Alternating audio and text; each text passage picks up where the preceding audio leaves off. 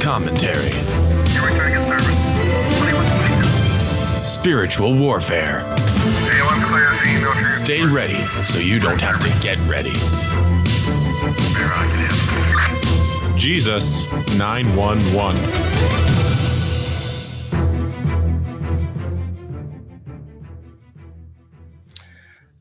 And we are live. We're live on an incredible Wednesday morning, Wednesday afternoon, Wednesday evening, depending on where you all are tuning in the world. Very happy to be with all of you all and thrilled and pumped because we've got an incredible guest today.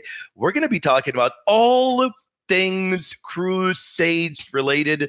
Before we even dive in, I want to give an enormous shout out to the saint of the day, St. Andrew Corsini. May he pray for us, was a Carmelite friar, became Bishop of Florence, and of course he was very humble, a wonderful, wonderful person, humbler than a friend of mine who claims to be very humble, but really truly isn't. But this was a great bishop, a great saint that we truly love, and we ask to intercede for us. And with that being said, we're happy to be here, all things Crusades related. There's nobody better than that, than my dear friend, Allan Ruhl. My friend, how you been, my friend? I am, I'm doing all right. It's nice talking to you. Currently in the Great White North frozen tundra here, hanging in there, you know, in our little police state we got here, you know. Right. Trudeau's gone, but Trudeau Jr. is in power now. Oh, right, right. Yeah, his handpicked successor, you know, because his own party threw him out because even they couldn't stand him anymore. So, just happy to help. You know, someone wants to talk about the Crusades. I love the Crusades. I absolutely love the Crusades. I love learning about them. They're very, because the thing I like to study more than anything is medieval history, especially church history. So Sure. What's more medieval church history than the Crusades? And something that's lied about. You know, if you have people who are constantly saying, oh yeah, this is like the worst thing since, you know, you've got the Holocaust and you got the Crusades. No, like there is a truth behind this. And I had to spend years binging the primary sources. But it's a very holistic vet. And unfortunately, most people, including Catholics, learn about the Crusades from this movie that is an abomination called Kingdom of Heaven. Horrible movie. Horrible movie, yeah. Terrible movie, terrible. Full of errors. Yeah, I remember when I went to the theater to watch that movie, and I have limited knowledge compared to you in the Crusades, but I was very bummed out at that film. I walked out very disappointed. Never, ever watching it again. A lot of my friends told me, hey, hold on, William, give it another chance. I have not given it another chance, and I don't think that I ever will. I was very, very bummed out. I wish we'd get a better one. Mel Gibson, are you listening? Yeah, come on, Mel. You got to produce a better one. You're definitely capable of producing one that is better than that. Disappointing. But let me ask you this: if you can summarize, what exactly are the Crusades, and you know, why did they even begin with? Why did they even start to begin with? Forgive me. Okay, when you think of Christendom, you think of right now you think of Europe and its respective colonies, right? But if you were in the year 600, you would think of Europe. There's no colonies yet at this point, but the Middle East, North Africa, what's modern day Turkey.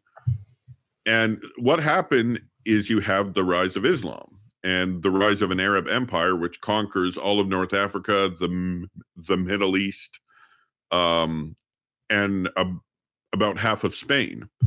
And then it in fact, almost all of Spain, actually. And then it tried to conquer Constantinople and failed. And after about 100 years of jihad, it's over. You've got the Battle of Tours in the west, the Battle of Covadonga in the west, where they're stopped at around 720, 730. Then you have the failed siege of Constantinople in the east and the Battle of Ardabil in the east. I've read the primary sources on all these battles. And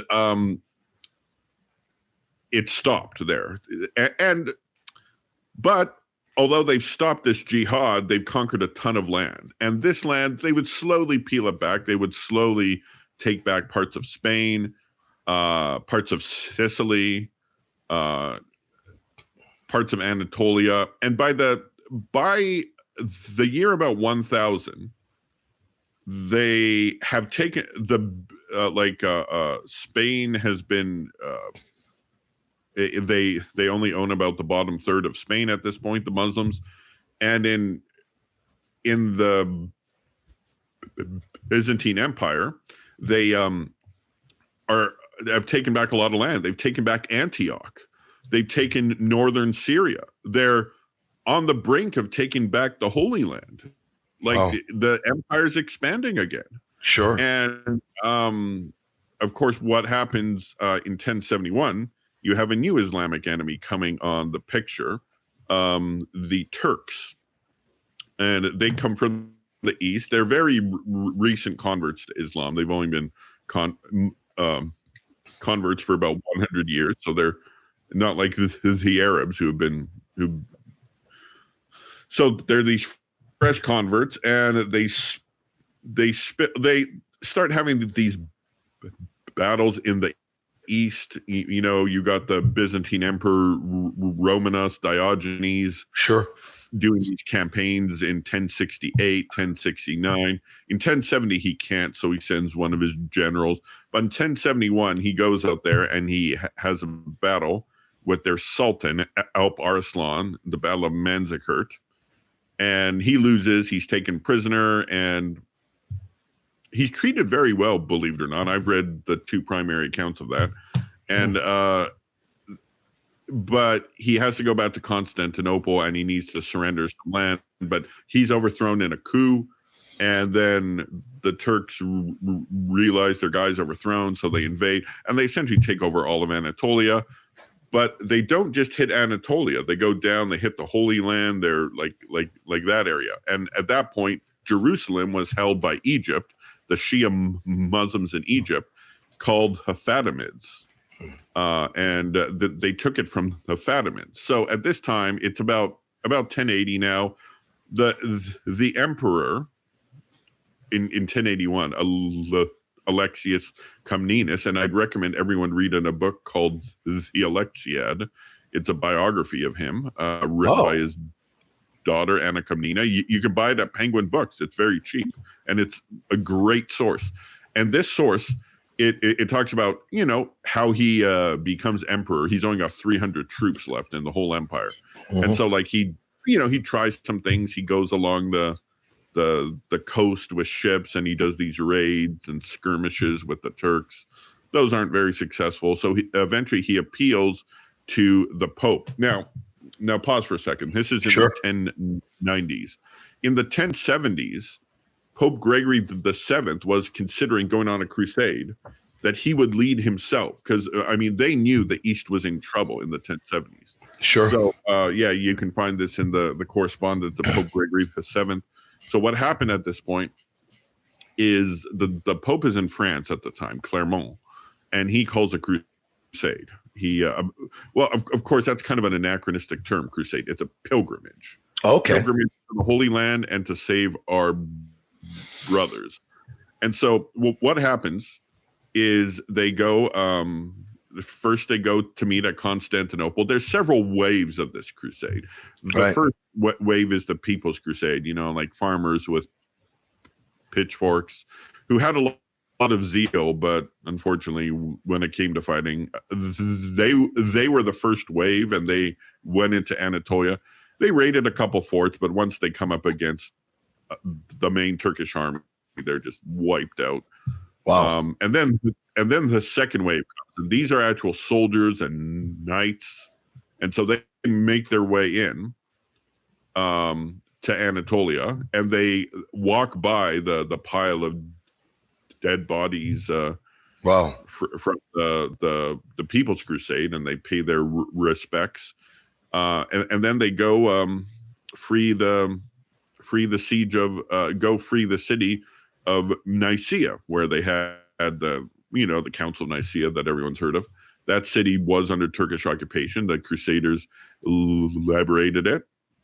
And while the Crusaders are doing this, the Byzantine troops are kind of following behind them, doing these mop-up operations. So Nicaea is free now. They engage the Turks. Now, the Turks at this time, some infighting's happening in their empire. So the Crusaders take advantage of that. And like their empire has split into two. So they engage them at a place in Anatolia called Irilium. And after the Battle of Irilium, this amazing battle, the hero is Bohemond of Toronto, the son of Robert Guiscard, who was a famous Norman from the 11th century. If you know him, he's from the investiture controversy. Sure, I know who that is. Yeah.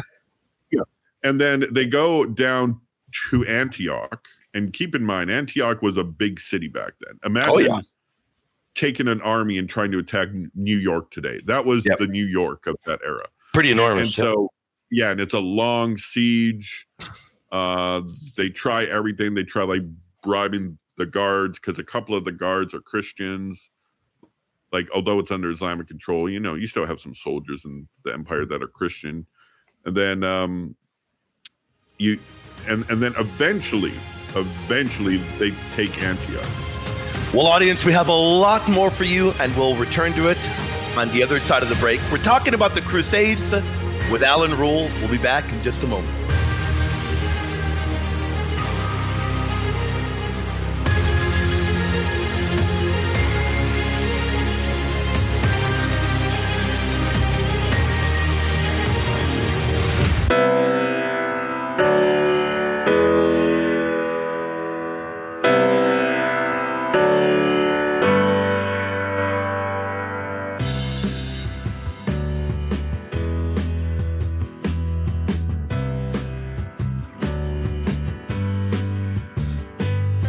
In Luke 7, Jesus said, "I tell you, her many sins have been forgiven her, because she has been shown great love." According to St. John of the Cross, Christians should always remember that the value of their good works is not based on number and excellence. Their value is based on the love for God that prompts them to do the works. May we always be motivated by true love for God, and not worry so much about what we do, but why we do it.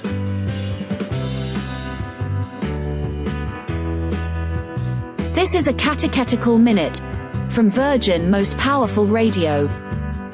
God is love, and love is his first gift, containing all others. God's love has been poured into our hearts through the Holy Spirit, who has been given to us. Catechism of the Catholic Church, number 733. Everyone who has been given the breath of life has been given a puzzle to solve.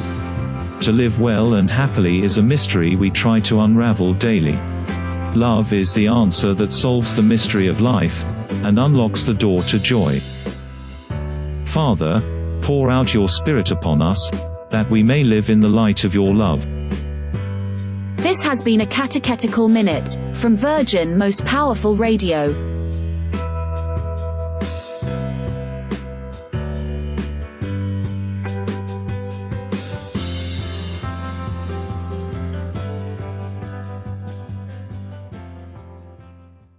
Buying or selling your home or your business property? This is Terry Barber. Real Estate for Life underwrites the Terry and Jesse Show. And they can connect you to one of 900 pro-life real estate agents around the world. And when they receive their referral fee, they will give 80% of it to a pro-life organization. Wow! That's 80%! realestateforlife.org, 877-LIFE-US1.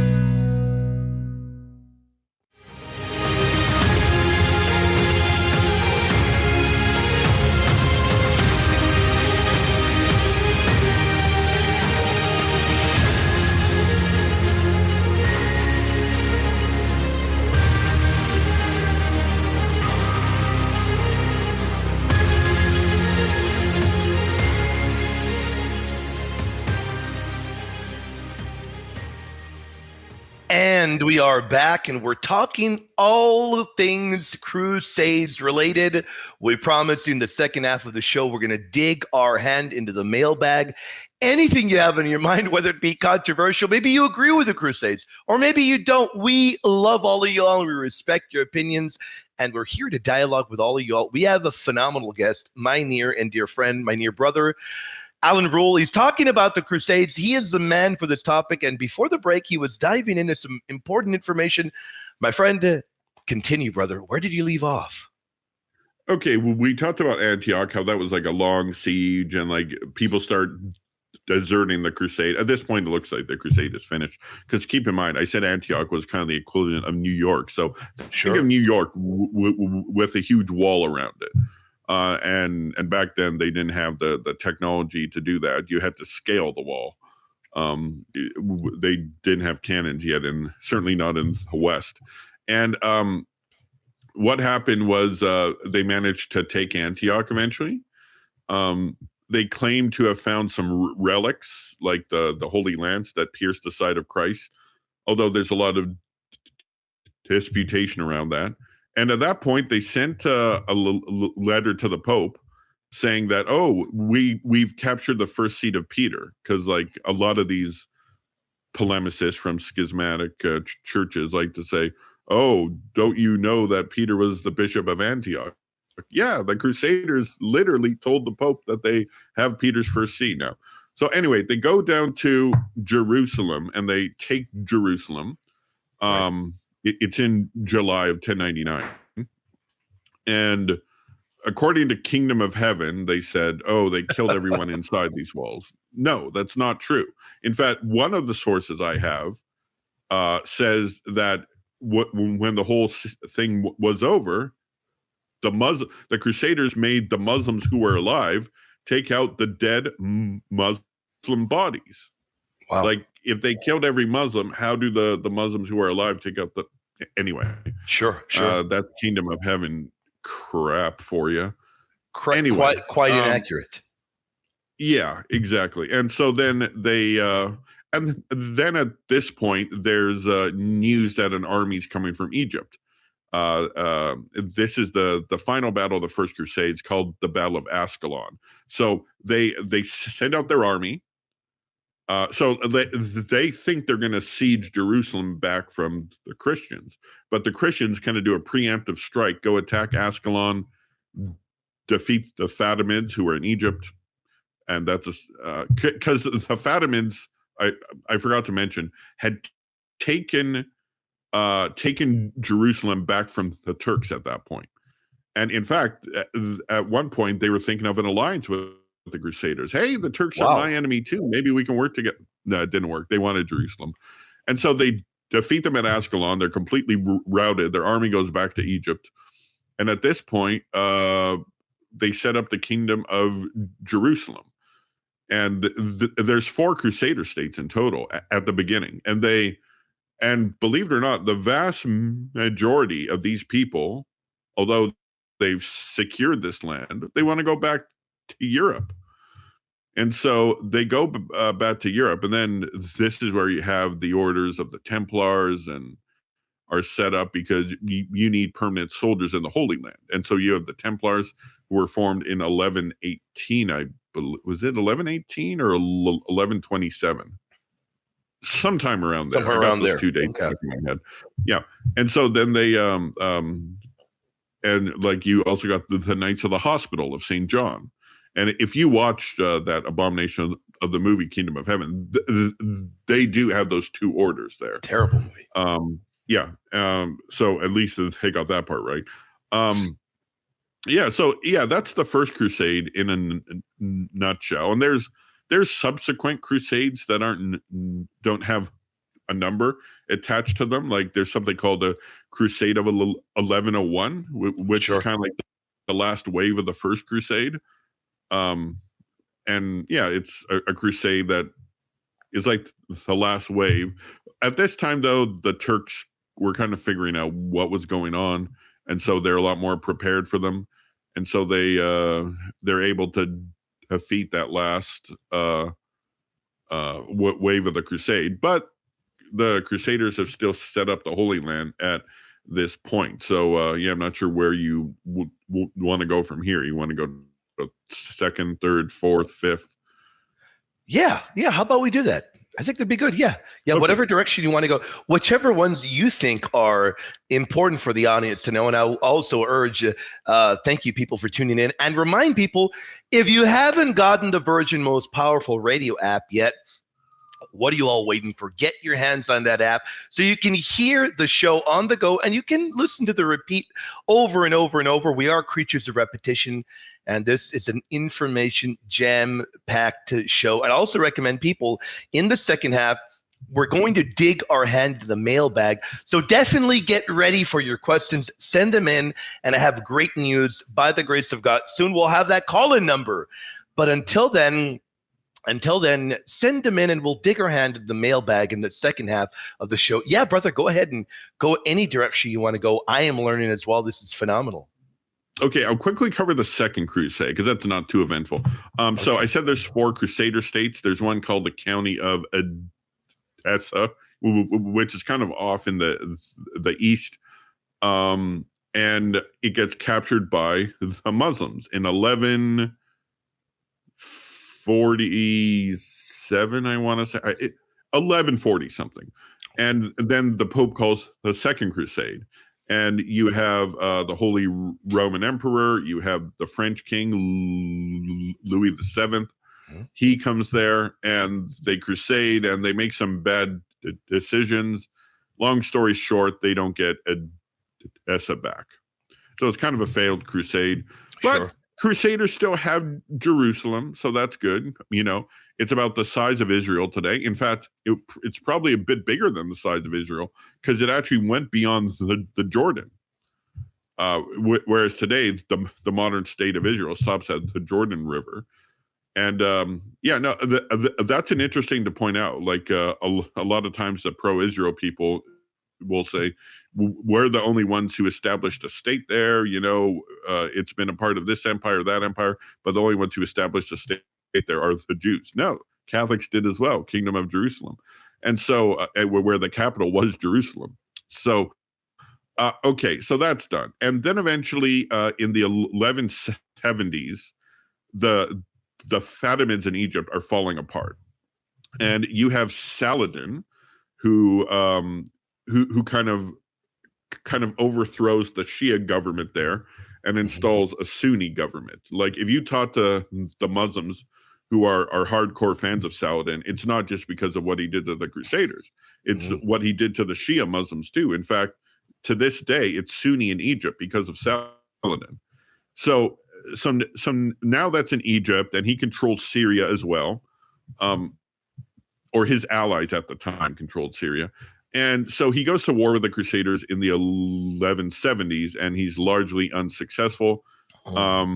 And I think it was 1183. Like he lost in 1177 to the Crusaders. King Baldwin IV, the Battle of Montgisart.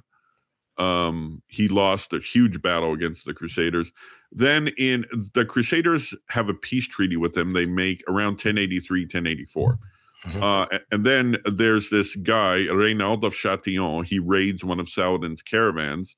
The king of Jerusalem, at this time, Baldwin IV has passed away. The king is Guy of Lusignan. Okay. And this guy's not a good commander, unlike King Baldwin. But he tells Reynald to give his stuff back. He's like, go give that stuff back to Saladin. Right. That's his stuff. And Reynald says, no, you have no power over me. He kind of declared his lands autonomous almost. Okay. And then he goes, and then Saladin goes to war with them because he couldn't get his stuff back. But he said he would not go to war with them if he would get his stuff back. And Guy tried to get his stuff back. So then he invades the kingdom of Jerusalem, and he has an army. And at this point, what they should have done is wait out the army, because his army would have disbanded eventually. But they decided to go to war with him in an area where they don't have a water source, so the army's dehydrated in July. in the hottest region of the world. Oh man. Yeah, and so they lose the Battle of Hattin, which is in July of 1087. And so not only did they lose this battle, but after the battle, Saladin executes thousands of soldiers. He takes prisoners some, but he executes 1,000. And at this point, he goes and takes Acre. He starts taking all the land.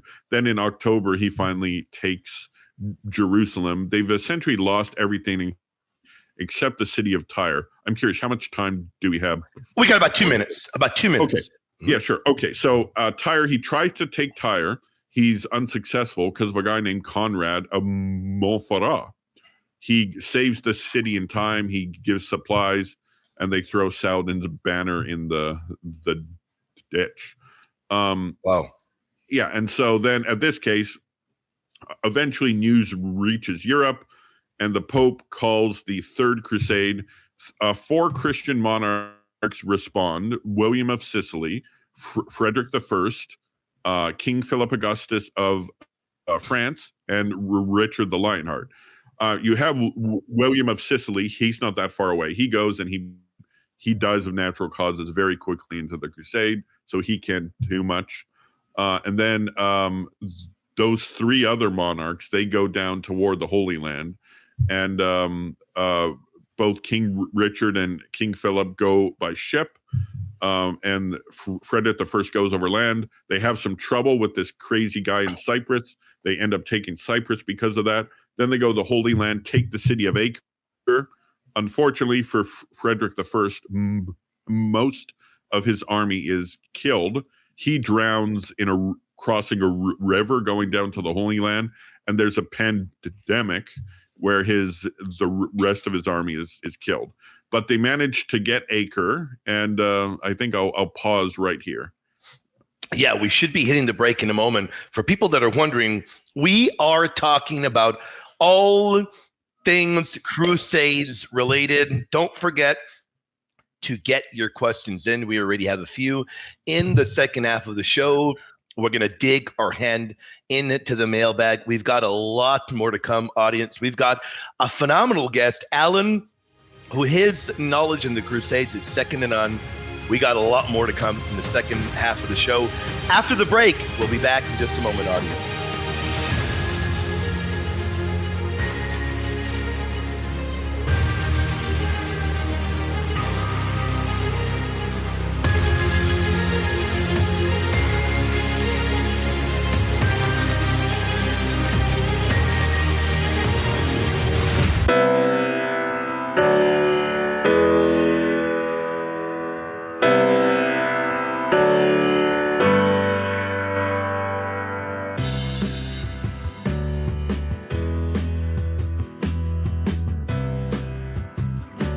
Here's a great way to support Virgin Most Powerful Radio. Do you have an old car you want to get rid of, motorcycle, RV, or boat? Simply call 855-500-7433, and when they sell that vehicle, a portion of that money comes right back to support Virgin Most Powerful Radio. It's an easy way to do it. I want to thank you for it. Call 855-500-7433. God love you and your family.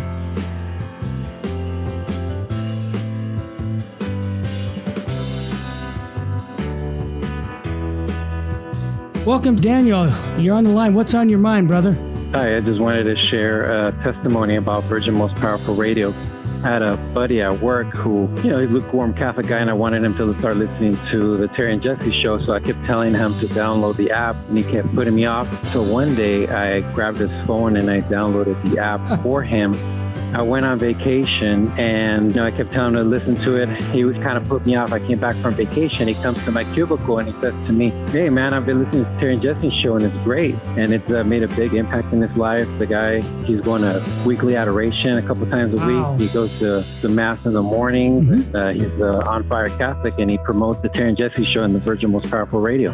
Daniel, what a testimony. And I want to encourage our listeners to get those cards by going to virginmostpowerfulradio.org and do what Daniel's doing. Go out and spread the faith by inviting people to listen to Virgin Most Powerful. Daniel, thanks for your testimony, brother. God love you. You're welcome. Buying or selling your home or your business property? This is Terry Barber. Real Estate for Life underwrites the Terry and Jesse Show.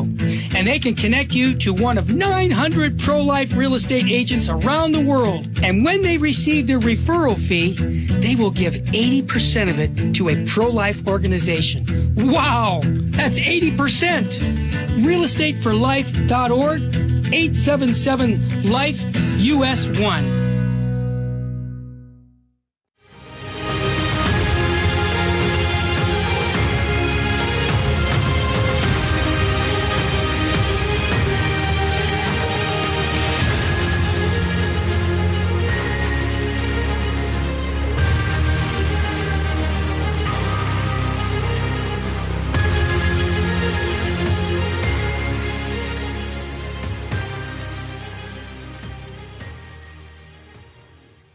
And we are back on the air. We're talking about all things Crusades related.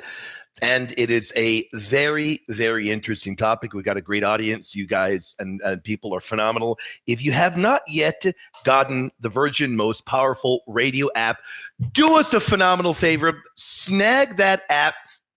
That way you can listen to hear everything on the go. We're very happy to be with all of y'all. We're back with our phenomenal guest, Allan Ruhl. Allan, you can pick up where you left off, man. This is phenomenal, brother. Okay, so at this time, the Crusaders finally took Acre. It was a siege that lasted almost 2 years. The French had started it.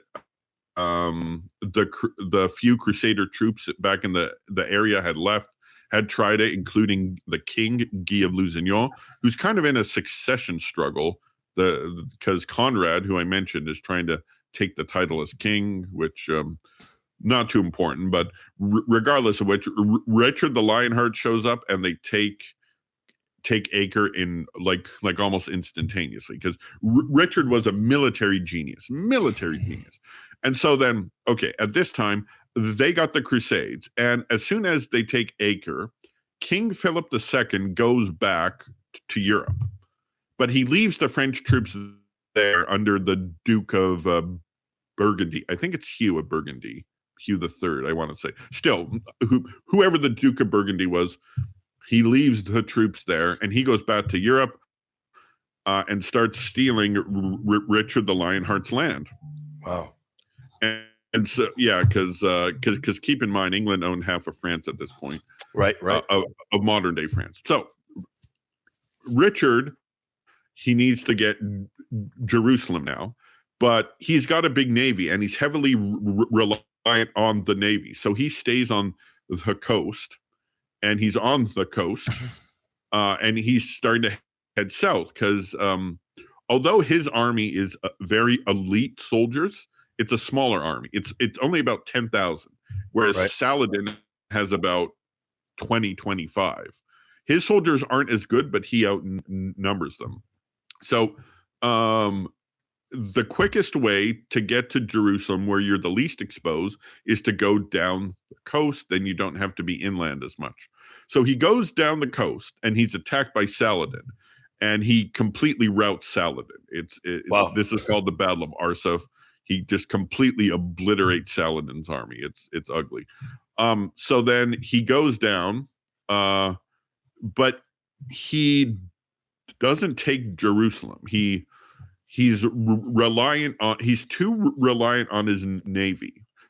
Because again, it's a small army. It's easy to get encircled. That's what happened at the Battle of Hattin. I told you about in the last segment. Sure. They got encircled, and keep in mind they made a whole bunch of other mistakes though.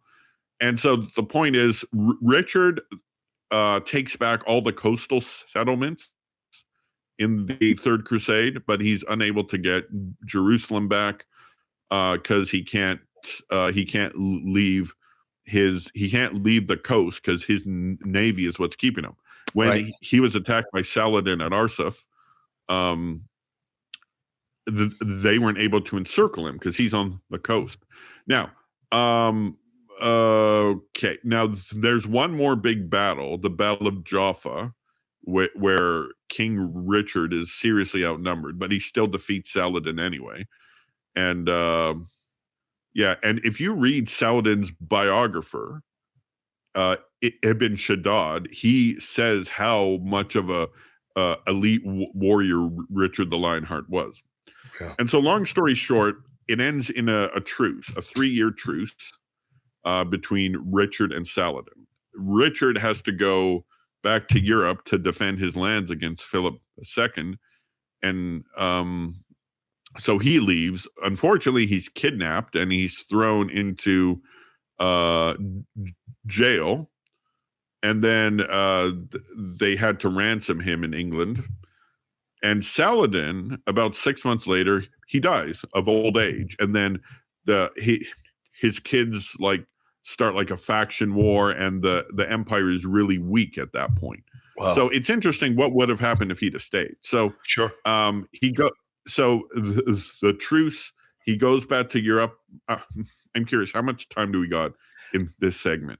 You got a little bit of time. Let me see. We still have. Okay. All right. Yeah, I'll start in the Fourth Crusade. Yeah, you got some time. I'll start in the Fourth Crusade. All right. So in 1198, we got a new pope, Pope Innocent III, and he calls the Fourth Crusade. Now, at this point, Richard the Lionheart is actually still alive, and he was expected to lead this crusade, but he's in a siege. He got injured. The surgeon screwed up. He got hit by an arrow.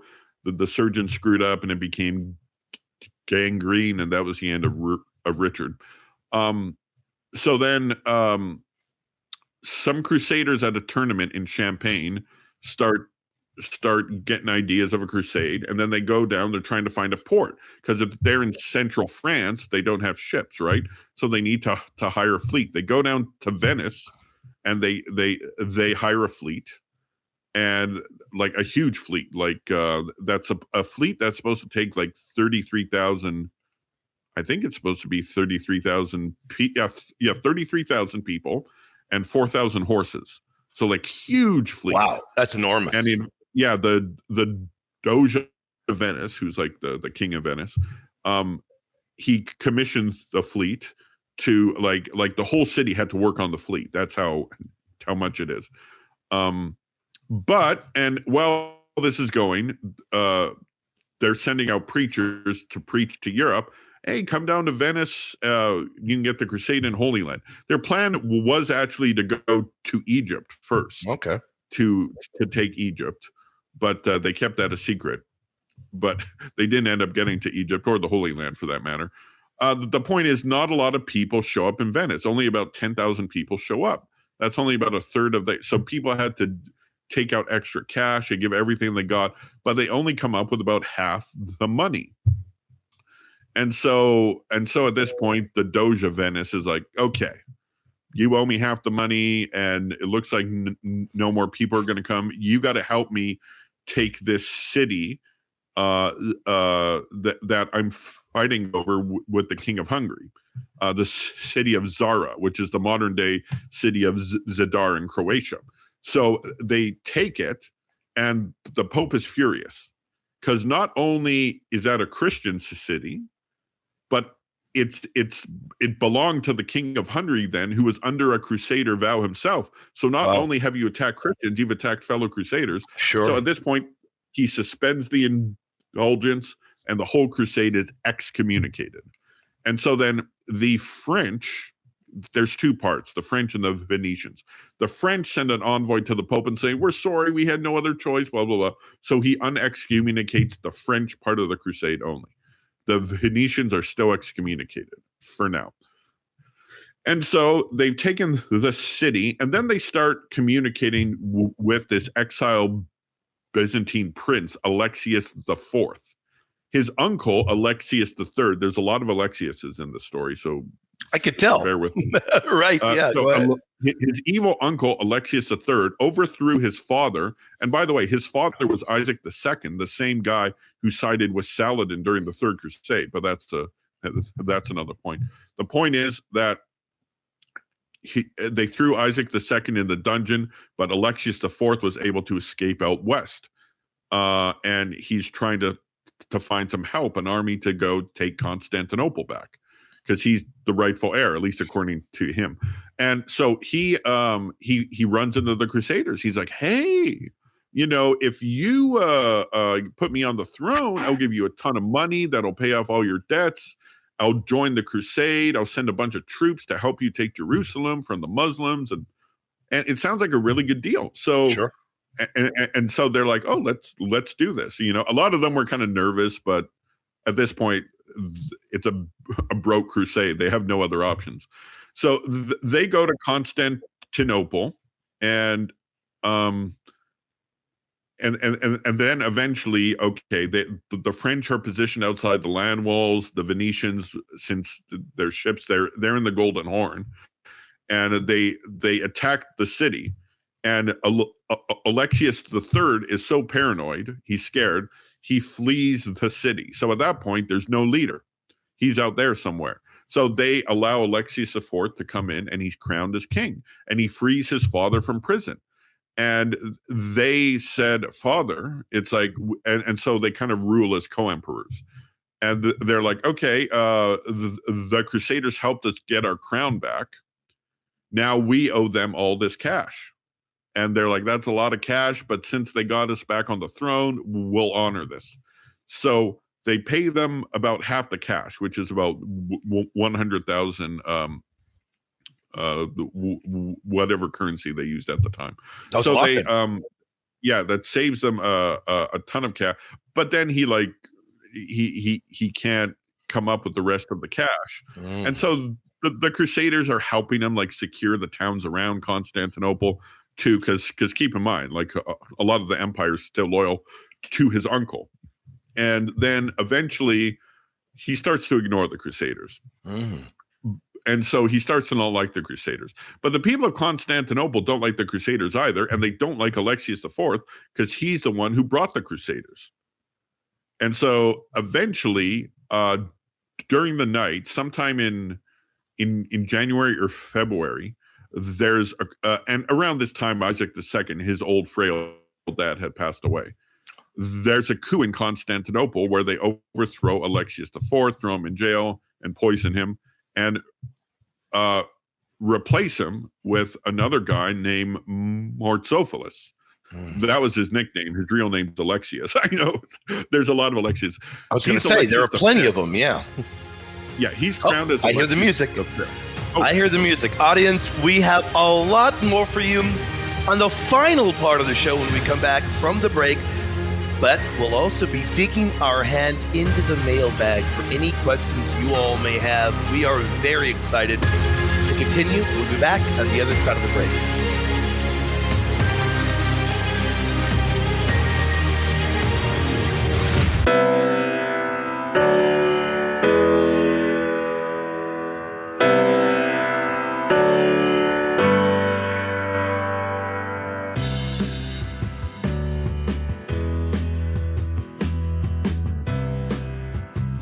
Hey, Terry Rodriguez. I'm a monthly donor here in Phoenix, Arizona. Retired Phoenix cop. And I've met Jesse before. And I just want to tell you, you guys were on fire yesterday on the Terry and Jesse show. You guys were on fire. I went to bed thinking, man, what an unwinnable war. But when I got up, I listened to you guys. You guys are doing good work, man. You're doing God's work, and keep doing it. I know it gets exhausting sometimes, but there's people out here that really need the inspiration and evangelization that you guys are giving us. So my best to you, and I'm Eddie Rodriguez. I'm a monthly donor and proud of it.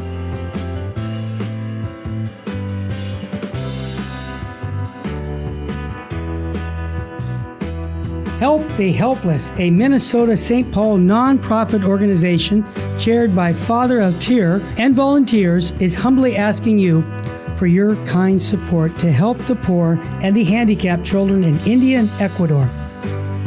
Through financial support from the Help of the Helpless benefactors, the children are provided with clothing, food, education, shelter, and the teachings of the Catholic Church. The mission is to help children thrive and become self-sufficient young adults leading productive lives. We also provide aid to poor families in Ecuador with food baskets, medicines, medical assistance, and help with funeral needs for the deceased. The work in India is done by Father Antonio's organization, St. Mary's. In Ecuador, the work is being done by the Servant Sisters of the Home of Mother.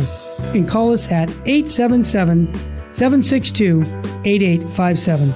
To learn more, please visit our website, www.helpthehelpless.org.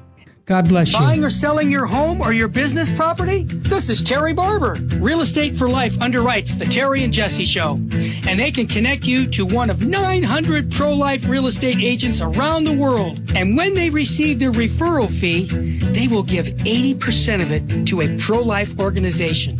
Wow, that's 80%. realestateforlife.org, 877-LIFE-US1.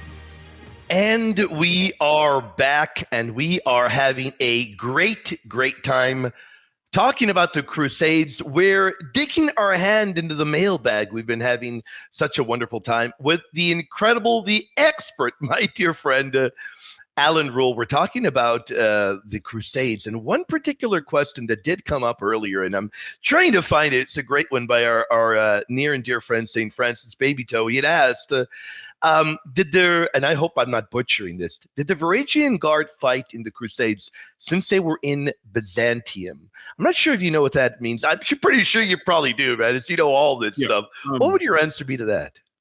Yeah, they were part of the defense of Constantinople in the Fourth Crusade, but unfortunately they weren't able to save the city from the Crusaders. I could take off at well, for those who don't know, the Varangian Guard were a group of soldiers in the Byzantine Empire. Okay. When I believe they come when Russia converts to Christianity in the late 900s. It's through contact with the Byzantine emperor, and they, as kind of like a token of the agreement, they pledged these soldiers. Now, the Varangian Guard were, although they're Slavs originally, they're eventually replaced by recruits. Like there's Greek, there's some English and French in there. They're a group of mercenaries, right? And they're loyal. Like if you pay them, they'll do what you say. Like there's some people that if you pay them to attack someone, and the person being attacked will be like, I'll pay you twice as much to go and stop. A lot of people will take it. But the Varangian Guard weren't. They were known for their loyalty. They were okay soldiers, right? And then, so they were defending the city in the Fourth Crusade. Unfortunately, they couldn't stop the Crusaders. They're referred to as the axe wielders. If you read the Chronicles, because they have like huge axes, right? They didn't have swords, right? And so, wow. At this point, getting back to the Fourth Crusade, Mortzophilus is crowned as Alexius V, and the city has their champion. But what happens now is in April, I want to say April, I can't remember the exact day. Is it April 12th? Sometime in April. Alexius V tries to attack the Crusaders on land, and he is just obliterated. His force, he barely gets back into the city alive. And then not long after that, the Crusaders attacked the land walls, the French Crusaders. The Venetians in the Golden Horn attacked the seawall, and they managed to get to the seawall, to breach it. And they take a bunch of towers in the city. And at this point, Alexius V flees because he knows that they breach the walls. It's only a matter of time until the city falls. The Venetians take the city. They open the door. The French knights come in. And the casualties are actually very low. There's a few casualties, but they're actually very low. But the looting was immense, because keep in mind, the Byzantines owed them money. Sure. And they were going to pay themselves plus a little more. And by a little, I mean a lot more. They stole icons. They stole relics. Like, there's a reason why John Chrysostom's relics are in the Vatican. Right. He wasn't a pope, John Chrysostom. He was the Bishop of Constantinople. Why isn't he in Crusaders brought it back, right? And then you have people like, and if you go to Venice today, remember, half the Crusaders are Venetian. Mm-hmm. There, if you go St. Mark's Cathedral there at the square in Venice, there's these bronze horses. In fact, you can type this in to Google. They were taken from a church in Constantinople. There's a ton of this stuff. Shroud of Turin was taken too. Wow. And like a whole bunch of relics and icons and a lot of money were taken.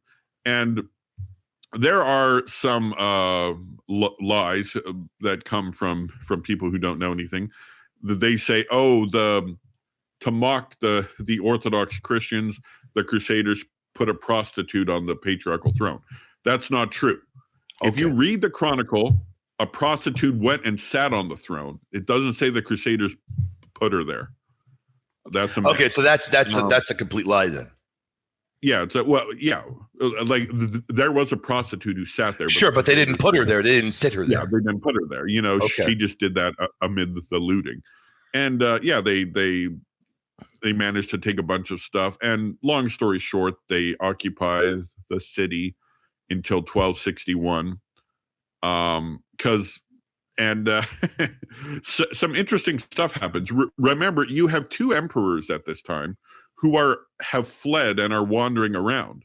They eventually get together, Alexius III and Alexius V. And they're like, let's form an alliance to get Constantinople back. And so they form an alliance. But Alexius III betrays Alexius V and has him blinded. So he's wandering the countryside blind. And then he's picked up by a patrol of Crusaders, taken back to Constantinople. They take him to a pillar, and they throw him off the pillar and kill him. Wow. And that pillar, according to one source, used to belong to a stylite. Those saints who would go on the pillars for like 30 years. It used to belong to one of them, but then at that point, the stylite wasn't there anymore.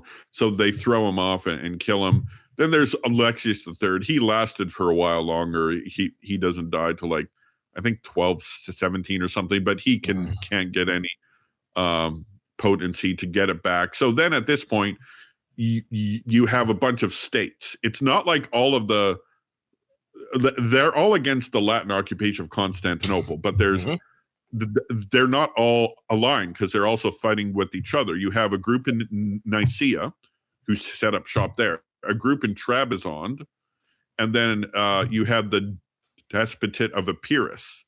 And then eventually Nicaea, like you have these battles, like in 1257, the Battle of Pelagonia, which has one group consolidate power. And in 1261, the Crusaders left the door open, and a small troop of Greek soldiers from Nicaea comes in and takes the city. And that's the end of that. But and unfortunately, it was always a weak empire. But according to the 15th century, now a lot of people will say that, because the empire was so weak, it just left the door open and it was easy pickings for the Turks a couple hundred years later. If you read Critobulus, which is a Greek biographer in the 15th century of the Turkish Sultan, Mehmed the Conqueror, he said that's not true at all. He said it retained its former glory. And it's true. If you take a look at the map in like 1300, they still own about a third of Anatolia. They still own a bunch of land in Greece. Wow, I didn't know that. They don't that. have Trebizond anymore. Yeah, no, and things only start getting bad for them when in the early 1300s, when they hire a group of Spanish mercenaries, the Grand Catalan Company, but they and they're not the greatest mercenaries. They end up doing a lot of damage to the empire. And actually, there's actually a very good primary source on their expedition. You can buy on Amazon. It's not too expensive. But yeah, so it's not start to get weak. In fact, in the 1330s, in the 1330s, the Byzantine Empire, they lose their last holdings in Anatolia, in the province of Bithynia, which is Nicaea and Nicomedia. Nicaea and Nicomedia, okay. Yeah, so important cities. I think they might have a spec here, a spec there. The city of Philadelphia, maybe. But the point is, at that point, they're completely out of Anatolia. But they still last 110 more years at that point. Now, sorry, we're getting off topic. I do want to pump the brakes a little bit. We're going to have to leave it at that there. And the only reason is we'll definitely have you back to cover a lot more, but we got about a minute and a half, 2 minutes. And I want to give you the final minute and a half, 2 minutes to plug in. Where can people find the brainiac that is Allan Ruhl, and anything you might want to put a plug in for, my friend? I'd love to give you this final minute and a half, 2 minutes to do so. Sure. My name's Allan Ruhl, Allan, last name Ruhl. You can find me on YouTube. You can find me on X. You can find me on Substack. I'm doing a lot on Substack lately, including a lot of stuff surrounding the schism in 1054. I love medieval history. I like other kinds of history too, but I focus mainly on the medieval stuff. And right now I'm doing a lot of stuff on the schism with the primary sources. And yeah, so go check me up on Substack. You can become a free subscriber. If you're feeling very generous, you can be a paid subscriber. But yeah, no, I got a lot of stuff there, including an interview I just did yesterday with the elite historian Charles Coulomb. So go check that stuff out. Very, very cool. You got a lot of great stuff you're working on. And man, are you a wealth of knowledge. This was a phenomenal show. Just so much fun. A ton of information, and indeed, there's just impossible to do complete justice to a massive topic like the Crusades in an hour. But we promise that we'll bring you back again, Brother Allan, and for the audience, if you loved it, then let us know. And don't forget to get the Virgin Most Powerful Radio app. We'll be back again on the air in 2 days on Friday morning, same time, 11 a.m. Central Time. And depending on where you're tuning in, of course, if you're maybe morning, evening, afternoon, thank you for being here with us. We love all of you all dearly. And of course, we've got a jam-packed schedule the rest of the day today. You're going to want to tune in, and you're going to want to get your hands on the Virgin Most Powerful Radio app so you can hear and tune in to everything that is on the air. Audience, we will be back with you again soon. God bless all of you all.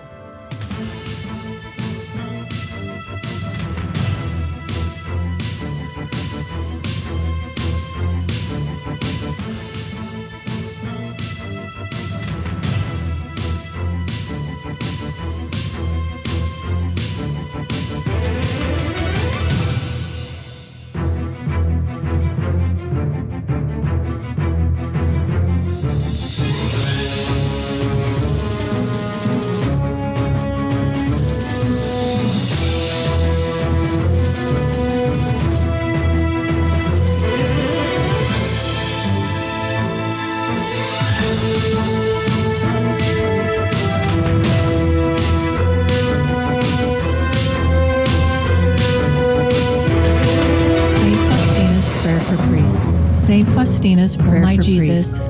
I beg thee on behalf of the whole church. I beg thee on behalf of the whole church. And the light of thy spirit. Granted love. And give power to the words of priests. And give that power to the words might be brought to repentance. So that hardened hearts might be brought to repentance.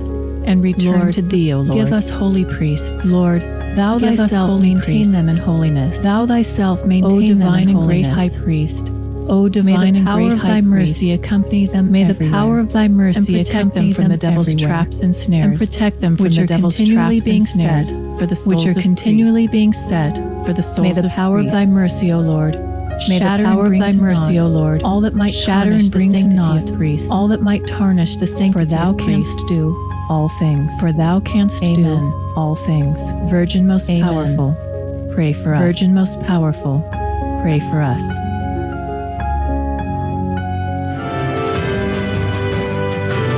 Virgin Most Powerful Radio. Virgin Sharing the Gospel with clarity and sharing the gospel with clarity and charity.